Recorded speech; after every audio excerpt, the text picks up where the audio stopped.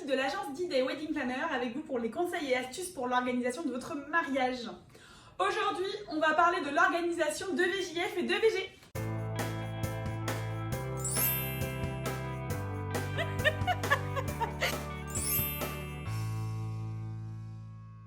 Et oui, c'est important l'organisation de VJF et de VG. Pour les non habitués, organisation d'enterrement de vie de jeune fille, VJF, organisation de vie de garçon, EVG. C'est important en effet parce que avant votre mariage, c'est une étape incontournable et c'est surtout une étape qui vous échappe un peu finalement, vous les mariés. Donc cette vidéo, elle n'est pas pour vous les mariés, elle est pour vous, les témoins, les amis, les frères et sœurs qui allaient organiser ce moment important. Car c'est un moment important où il faudra faire plaisir au marié ou à la mariée. La première chose, c'est d'établir la liste des invités qui seront à l'EVG ou le VJF. D'ailleurs, soyons un peu modernes, on n'est pas obligé d'inviter que des filles pour le VJF et que des garçons pour le VG. Aujourd'hui, beaucoup de meilleurs amis sont mixtes. Donc ne nous enfermons pas dans ce côté normé, il est important que la mariée et le marié aient vraiment leurs meilleurs potes, leurs meilleurs amis à leur côté. Ça peut être aussi la famille, si on est proche d'une tante, d'un oncle qu'on a envie d'avoir à son EVJF, eh bien on fait plaisir à la mariée, on rajoute à la liste d'invités. En moyenne, un EVG ou un EVJF entre 5 à 15 invités. Il ne faut pas dépasser ce nombre parce que déjà 5 à 15 invités, quand on arrive à 15 invités, on est déjà sur un gros événement et plus il y aura d'invités, plus il y aura de goûts différents. Et les goûts différents ne vont pas vous aider pour organiser le planning de cette journée ou de ce week-end, car les activités plairont ou pas à toutes ces personnes. Donc voilà, prenez le cercle resserré de l'entourage des mariés. Sur combien de temps on fait un EVJF ou un EVG? Et bien là, c'est aussi en fonction de comment vous êtes dispo, comment sont dispo les mariés. Est-ce qu'on fait ça sur juste une soirée si on a moins de disponibilité, ou est-ce qu'on fait ça sur un week-end si on a plus de disponibilité? Finalement, il y a deux paramètres qui vont rentrer en jeu, c'est est-ce que les mariés sont dispo et est-ce que les invités ont les moyens financiers, parce que plus le VG ou le VJF va durer longtemps, plus ça va coûter cher. Et d'ailleurs, le sujet d'après, c'est un sujet important, le coût de ce moment. Il est important de savoir que le VG ou le VJF est offert aux futurs mariés. Donc c'est les invités qui vont offrir ce moment aux futurs mariés. Le budget est vraiment au cœur de ça, parce que sur un EVJF ou un EVG, il va y avoir des gens qui viennent de tout milieu, de toute profession, et donc il va avoir des disparités financières. Et donc oui, c'est important parce que c'est vraiment un sujet qui risquerait de créer des frictions.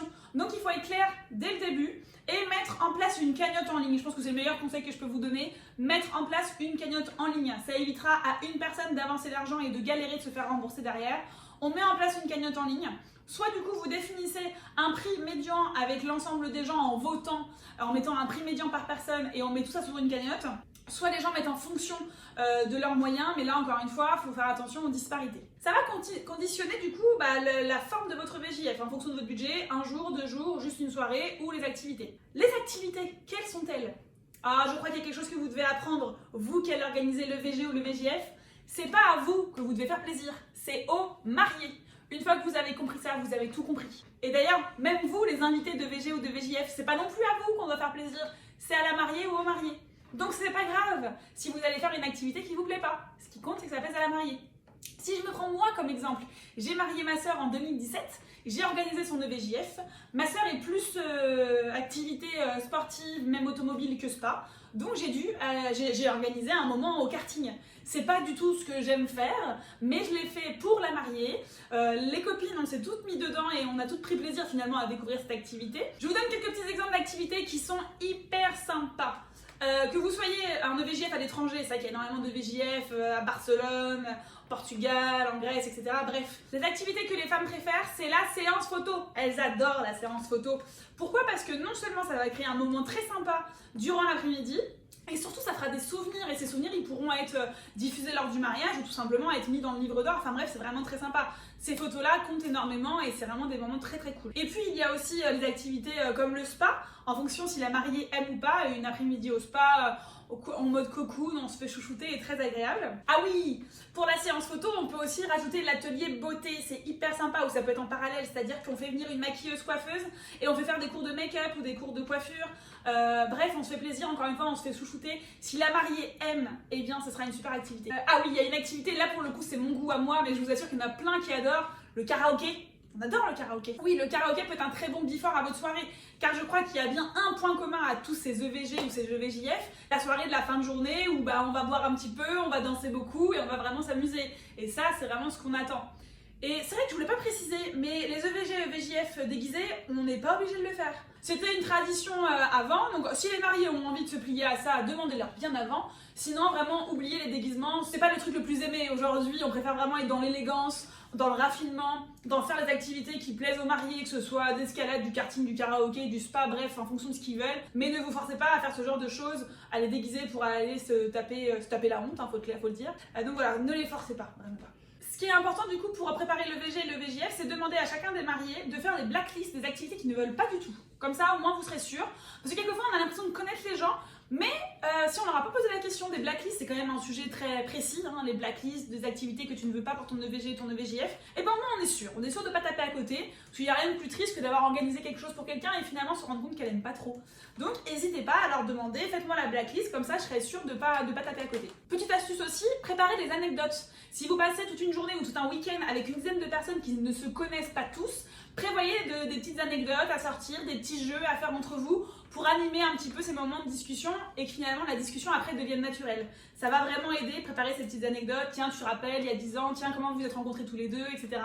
C'est important. Bref, vous l'avez compris.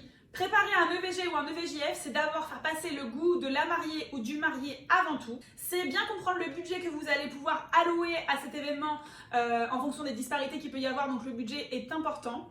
Et c'est se concentrer sur vraiment le plaisir qu'auront le ou la mariée à vivre ce moment avec vous, parce que ce qui compte c'est aussi ça, c'est être entre vous. Donc on n'est pas obligé de faire beaucoup d'activités. D'ailleurs faites attention à ne pas remettre beaucoup d'activités parce que finalement une ou deux activités dans le week-end suffisent. Il faut prendre le temps de se reposer. Parce que le contre-pied de faire trop d'activités, finalement, on ne pourra pas avoir le temps de papoter, de prendre un verre, et c'est dommage. Donc prévoyez des choses, mais pas trop, soyez dans l'équilibre, et pensez aux futurs mariés. Voilà, j'espère que cette vidéo sur les conseils de l'organisation d'un EVG ou d'un EVJF vous aura plu. Mettez-moi des pouces sur cette vidéo, laissez-moi en commentaire si vous avez déjà vécu votre EVG ou votre EVJF, racontez-moi comment ça s'est passé, en espérant que ça se soit bien passé. Et je vous embrasse et vous dis à tout vite pour la prochaine vidéo. Bye bye. Petite musique. Tiens. Merde. C'est important pour la mariée qui... Hop, hop, hop, hop. Et faites une liste... Ouais, bref. Sur un marié... Hop. Faut pas utiliser des engueulades. Ouais. Non, des frictions. Faut dire que c'est des frictions. C'est le truc qui frictionne le plus en EVG ou en EVJF. Delphine, on tourne les vidéos, je te rappelle dans une demi-heure. Bisous. C'est clair ça? Pardon. Non, parce que c'est clair. Ah, putain, mais il n'y a plus de soleil d'un coup. Non. En fait, t'as vu comme ça a fait vous. Donc ça... Brûlé. Non, plutôt j'irai où tu iras, c'est Lyon, chacun sa génération. À votre soirée le soir, hein, parce que évidemment, je crois que votre soirée le soir, c'est la soirée du soir. Non, pas un petit costume de zizi, on n'aime pas ça.